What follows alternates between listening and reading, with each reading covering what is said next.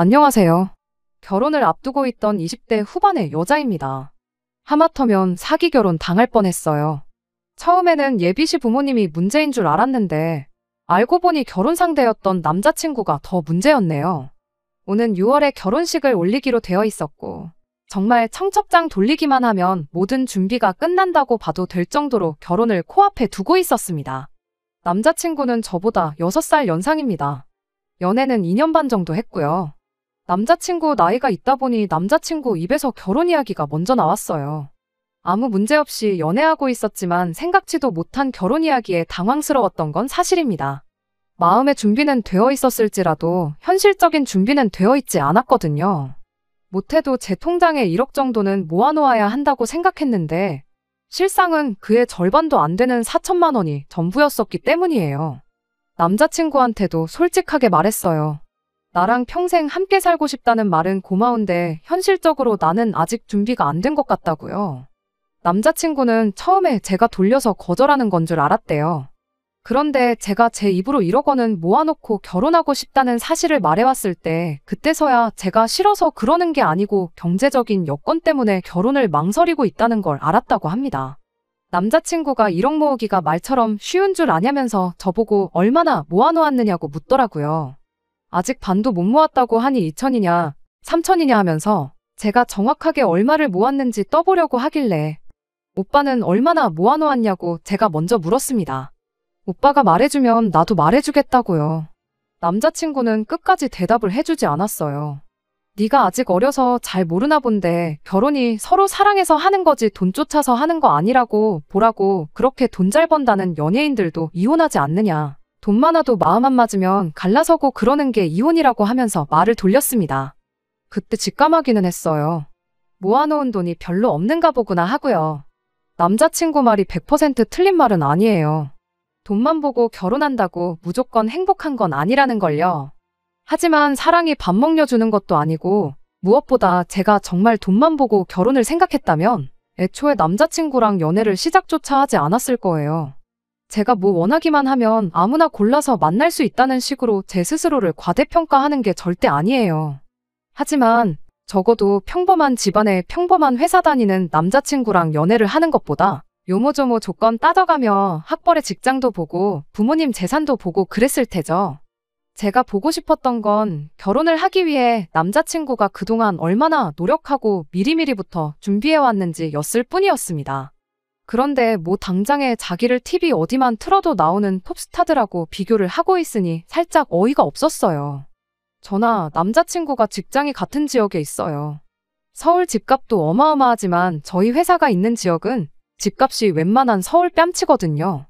적어도 신혼생활 시작할 전세자금 정도는 대출 없이 구할 만큼은 수중에 들고 있으면 좋겠다 싶었거든요. 처음부터 회사 근처에 자가로 아파트 구해서 신혼생활 시작하고 싶은 생각은 눈꼽만치도 없었어요. 하지만 고민이 되더라고요. 남자친구는 좋은 사람이었지만 결혼 생각을 하니 갑갑해져 왔어요. 계산기를 두들겨보면 볼수록 답이 안 나오고 우리가 아직 준비 안 된 건 생각도 안 하고 그냥 나이도 찼고 연애도 적당히 오래 했으니까 결혼하자고 하는 건가? 그런 생각도 들기 시작하니 우울해지기까지 하더라고요. 또 그렇다고 모아놓은 돈이 없다고 해서 여태 만나온 시간 뒤로 하고 오빠는 아닌 것 같으니 헤어지자 말하기도 좀 아니다 싶었어요. 제가 그냥 너무 돈에 환장한 속물 같아 보이지는 않을까 그런 걱정을 했었던 것 같습니다. 아무튼 고민 끝에 결국 결론을 내렸어요. 1년만 더 시간을 두고 보자고요. 남자친구가 대번에 헤어지자고 하는 거냐고 묻길래 그게 아니라 반은 결혼은 승낙한 거나 마찬가지인 소리니 걱정 말라고 했어요. 나도 오빠랑 연애하면서 결혼 생각을 아예 안 해본 건 아니다. 청우는 너무 고맙지만 현실적인 문제도 있고 하니 우리 딱 1년만 같이 고생해서 돈을 열심히 모아보자고요. 그래도 연봉이 제가 4천 후반, 남자친구가 5천 중후반 정도 되었으니 돈을 아예 모으지 못할 정도는 아니었거든요. 당장 불편하기야 하겠지만 회사 근처에 있는 원룸도 빼서 조금 더 저렴한 곳으로 들어가고 핸드폰도 당분간은 알뜰폰 요금 쓰고 김밥하고 떡볶이만 먹어도 되니까 데이트 비용도 한번 최대한 줄여보자고요. 그래서 둘이 딱 더도 말고 덜도 말고 6천만 원만 모아보자고 했죠. 제가 모아놓은 돈이 4천이 조금 넘었었으니 그거랑 합치기만 해도 1억이 될 테고. 남자친구가 말은 안 해줬지만 분위기 보아하니 1억은 절대 안 되겠지만 못해도 5천 정도는 모아놓았겠구나 싶었거든요. 그럼 그렇게만 더해도 1억 5천. 솔직히 제 기준에는 여전히 택도 없는 금액이었지만 신혼부부 전세대출 받아서 전세 구하고 하면 어떻게든 되겠다는 계산이 있었거든요. 남자친구도 표정은 썩 내키지 않아 보였지만 알겠다고 한번 같이 모아보자고 일단은 동의를 하더라고요. 그렇게 허리띠 졸라매가는 몇 달이 계속되었어요. 남자친구는 고기도 먹고 술도 먹고 싶다고 아주 난리였지만 단호하게 전부 거절했습니다. 그래도 차곡차곡 쌓이는 돈을 보니까 남자친구도 직접적인 불만은 말을 못하더라고요. 그러던 어느 날 남자친구가 이제 돈 모으는 거 그만하자고 대놓고 저한테 말을 해왔습니다. 결혼을 안 하겠다는 거냐 물었더니 남자친구가 그런 게 아니라고 자신있게 한마디를 하더라고요. 요즘 결혼을 누가 자기 돈 가지고 하냐고, 결혼은 부모님 돈으로 하는 거 아니겠냐고 하면서요. 그러면서 좋은 소식이라고 말을 꺼내더니 남자친구 부모님이 집을 해주시기로 했다는 말을 꺼내는 거예요. 그러니 이제 우리 돈 좀 그만 모으고 맛있는 도 먹고 갖고 싶은 것도 사고 좀 그러자는 겁니다. 자세한 이야기를 듣자 하니 예비 시부모님이 한 집에서 평생을 쭉 살아오셨는데 요 근래 10년 사이에 집값이 엄청 올랐대요. 낙후된 동네이긴 하나 그래도 서울이라고 정리하면 5억, 6억 정도는 된다고 하더군요. 그리고 이번에 은퇴하면서 경기도 외곽 쪽으로 이사를 가니 많이 하시는 중이랍니다. 두 분이 오손도손 살만한 작은 전세집을 알아보고 계신다 했고, 그러면 차익이 생기게 되니 그 돈을 저희 집 구하는데 지원을 해주시기로 했다는 거예요. 그 돈이면 신축 빌라 정도는 무리 없이 하나 구하지 않겠냐는 거였어요. 예비 시부모님이 집을 해주신다는데 그 사실만으로도 엄청 감사했죠. 한편으로는 남자친구가 부모님 노후 자금까지 빼서 결혼을 하려고 한다는 게 얼마나 진심으로 나랑 결혼을 하고 싶으면 저럴까 하는 생각도 들었습니다. 돈은 한참 모으는데 속도가 붙던 와중이었지만 가장 골칫거리였던 집 문제가 해결되었으니 일단 하루라도 빨리 집을 구하고 결혼 준비를 하는 게 우선이라고 생각했어요. 퇴근길이고 주말이고 시간이 남으면 남는 대로 직장 근처 부동산 돌아다니면서 괜찮은 매물이 있는지 알아보러 다녔습니다. 열심히 발품 팔면서 돌아다니다 보니 적당히 괜찮은 아파트를 하나 찾았어요. 평수는 많이 작은 편이었지만 그보다 더 작은 원룸에서 내내 살아왔는데 뭐가 문제될 게 있나 싶더라고요. 부동산에서 말하길 신혼부부들이 시작하기에도 딱 좋은 곳이라고 하고 출퇴근거리며 주변 시설이며 나무랄 게 하나도 없었어요. 너무 마음에 들었지만 하나 마음에 걸리는 게 있었는데 예비 시부모님이 집은 전세 말고 매매로 구하라고 당부를 했다는 거였어요.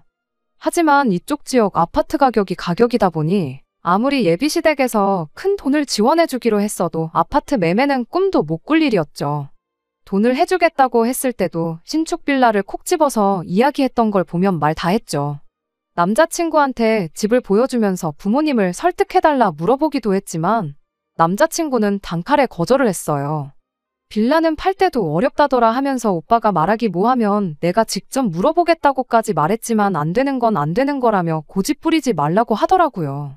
저희가 모아놓은 돈도 있었고 또 몇 달 안 하긴 했지만 아껴 쓰면서 마음먹고 모으면서 못해도 3년이면 2억 이상은 모을 수 있겠다는 확신이 있었거든요. 그러니 대출 끼고 조금 무리하면 아파트를 구해도 충분히 구할 수 있다 생각했는데 뭐 어쩌겠어요. 결국 그 아파트는 포기하고 빌라 쪽으로 눈을 돌려 찾아보기 시작했어요. 빌라는 매물도 많았고 해서 비교적 신축의 내부도 올술이 되어 있는 빌라를 하나 구할 수 있었습니다. 평수도 30평대로 크고 내부도 삐까번쩍해 보였지만 자꾸 그 아파트가 눈에 밟히는 건 어쩔 수 없더군요. 집은 남자친구 부모님 명의로 계약을 했어요. 몇 년 살다가 저희 이름으로 명의를 바꿔준다고 했거든요. 내 돈 한 푼 들어가는 거 없는데 공동명의 안 해주냐고 따지고 싶은 마음도 없었고 오히려 그게 맞다는 생각이 들어서 저도 아무 불만은 없었습니다. 어쨌든 집이 구해졌으니 그 후에는 결혼 준비를 시작했어요. 본격적인 결혼 준비 시작하자마자 예비시댁에서는 예단으로 자동차 한 대를 요구해왔습니다. 아무래도 외곽 동네로 이사를 가게 되니 자동차 한 대는 필수로 필요하다고. 그런데 저희 집 해주는데 대부분의 돈을 사용했고 그렇다고 노후자금 털어서 차를 구입하자니 괜히 그랬다가 나중에 저희한테 손 벌리는 상황이 생길 수도 있지 않겠냐고 그렇게 되는 건 원치 않는다고 하면서요.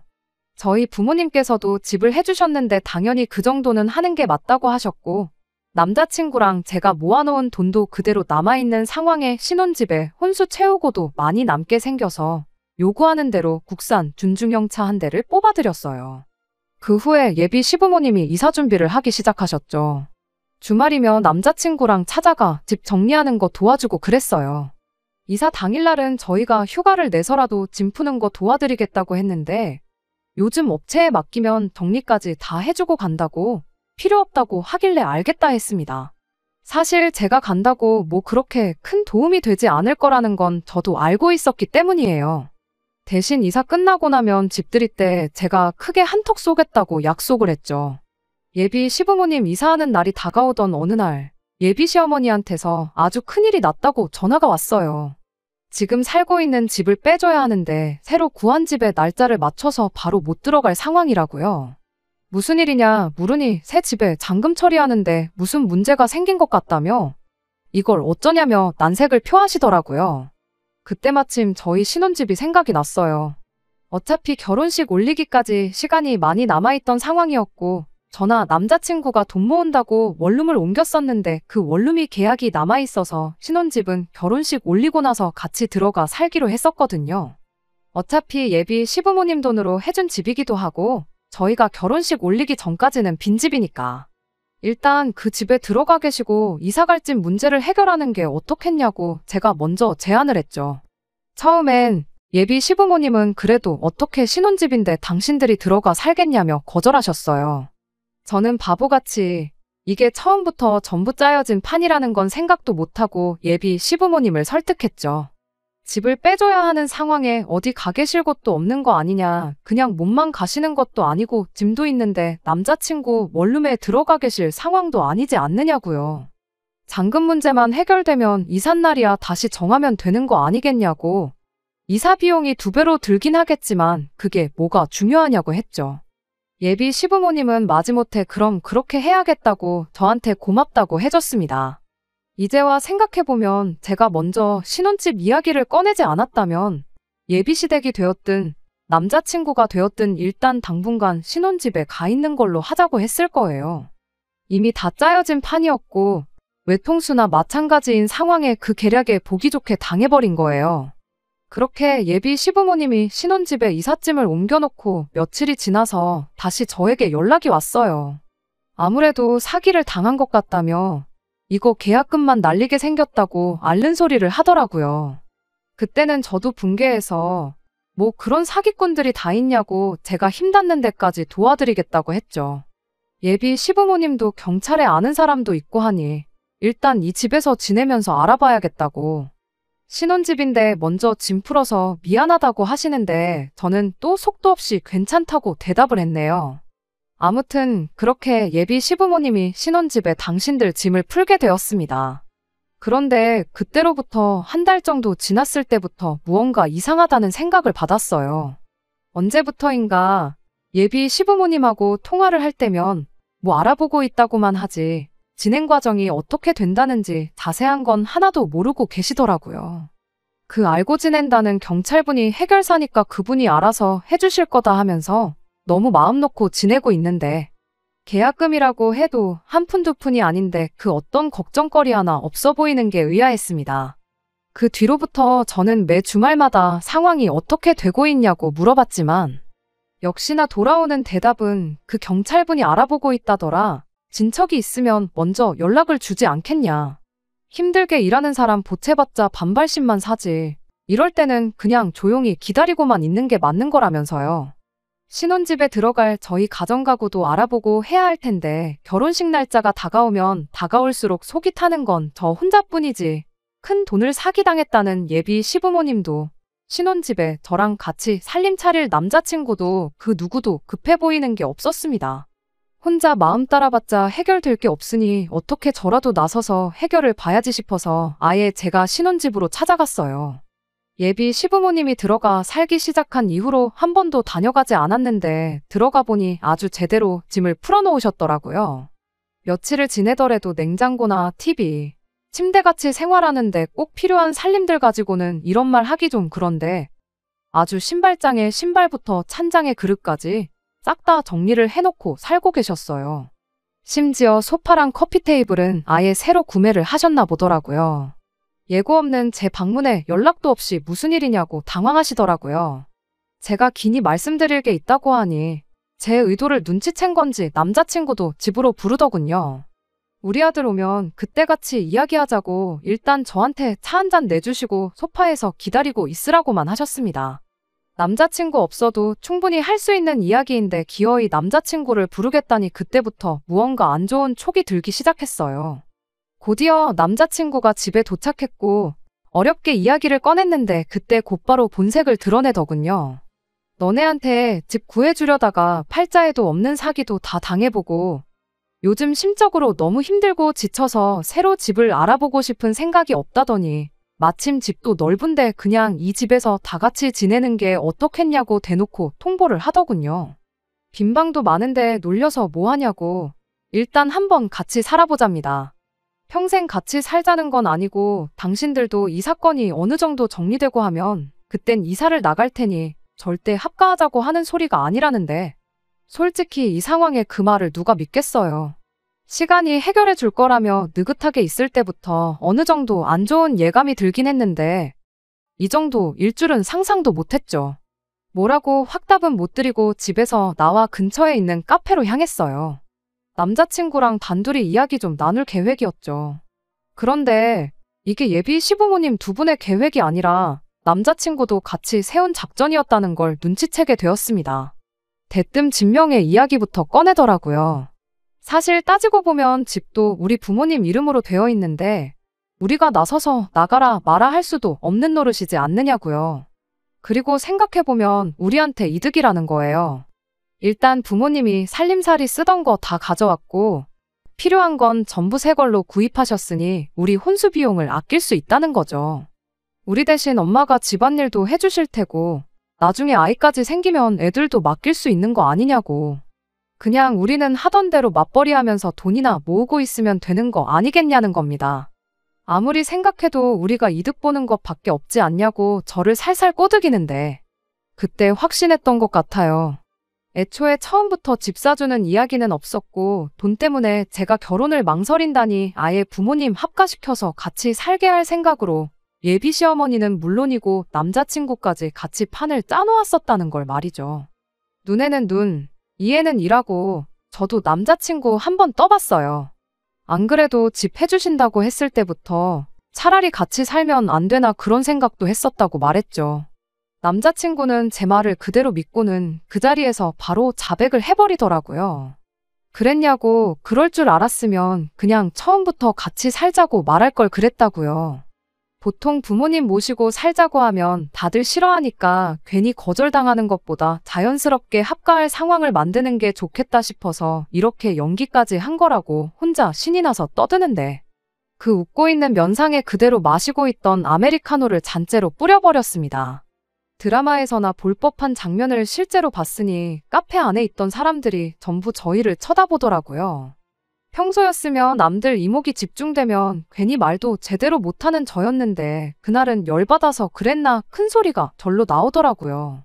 부모님 모시고 살고 싶으면 평소에나 한 집에 같이 살지 왜 결혼할 때 되니까 모시고 살려고 하느냐고요. 그것도 결혼할 상대방한테 되도 않는 거짓말까지 해가면서요. 평생을 함께 할 사람한테 벌써부터 이렇게 거짓말 하는 사람하고 어떻게 결혼을 하겠냐고. 어차피 니네 부모 집이니까 그 집에서 너 혼자 부모 모시고 오손도손 재미나게 살라고 말하고 자리에서 일어났습니다. 카페에 문을 박차고 나오니 그제서야 사람들 시선이 생각나고 마침 또 카페가 통율이라 계속해서 시선이 느껴지길래 걸음아 나 살려라 하고 저만치 뛰어갔네요. 그 와중에 남자친구가 저를 붙잡겠다고 따라왔어요. 잘 됐구나 싶었죠. 생각해보니 홧김에 파혼하자고는 했는데 정리 안 한 게 생각이 나서 말이에요.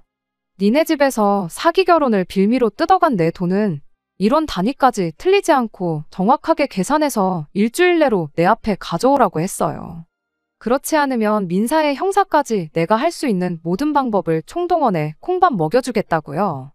법대로 하겠다고 하니 그제서야 안 따라오고 먼발치서 제가 사라지는 모습만 지켜보고 있더군요. 그리고 그날 저녁에 미안하다는 장문의 카톡과 함께 수십 통의 전화가 걸려왔습니다.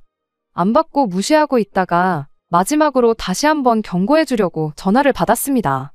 남자친구가 전화로 싹싹 빌더군요. 부모님이랑 같이 사는 건 없던 일로 하겠다고 그냥 우리 처음에 하기로 했던 대로 이번 달부터 다시 1년 동안 돈 모아서 결혼하자고 하더라고요. 그래서 아직도 이해를 못했냐고 부모님 모시고 사는 것 때문에 파혼하는 게 아니라 대놓고 사기 결혼하려던 그 뻔뻔함 때문에 파혼하는 거라고 다시 한번 말해줬죠. 전화 받은 건 사과받겠다고 받은 게 아니라 진짜 일주일을 넘기면 법대로 할 테니 각오하라고 전해주려고 받은 거라고요. 전화 끊으려고 하니 남자친구가 다급하게 전화 끊지 말아보라고 하더니 다시 싹싹 빌더군요. 사실 당장에 3천만 원이 없다고. 시간을 좀 더 주면 안 되겠냐는 겁니다. 애초에 남자친구는 저한테 결혼 이야기 처음 꺼냈을 때부터 모아놓은 돈이 한 푼도 없었던 거예요. 그 말 들으니 진짜로 파혼하길 잘했다는 생각뿐이었습니다. 시간을 더 줄 생각은 없다고 딱 잘라 말해줬죠. 일단 남자친구 집에서 집 해준다고 말하기 전에 둘이서 아껴가며 모은 돈 중 남자친구 몫이 2천만 원 정도 있었다는 건 알고 있었거든요. 그 이후로 얼마나 썼는지는 모르겠지만 일단 그거 전부 다 받고 자동차는 할부 없이 산 거니까 중고차로 팔던지 해서 돈 만들어 오면 되는 거 아니겠냐고 했죠. 어차피 출고된 지 몇 달 되지도 않은 차인데 중고 가격도 잘 쳐주지 않겠냐고 그러니까 큰 걱정 말라고요. 아무튼 확실하게 파혼 이사와 단 하루라도 늦으면 법대로 하겠다던 단호함 덕분인지 정말 일주일 되기 전에 그 돈은 전부 돌려받을 수 있었네요. 결혼 준비하면서 예약해놓은 것들은 그냥 제 돈으로 위약금 물고 다 취소해버렸습니다. 더 스트레스 받고 싶지도 않고 남자친구 목소리 듣고 싶지도 않았고요. 그냥 제가 뭣도 모르고 사람 쉽게 믿었던 비용이라고 생각하기로 했어요. 다른 건 몰라도 제대로 된 인생 교훈은 이렇게 하나 얻어가네요. 끝까지 들어주셔서 감사합니다. 오늘의 사연은 여기까지입니다. 구독과 좋아요, 알람 설정 부탁드리고 더 좋은 사연으로 다시 찾아뵙겠습니다. 감사합니다.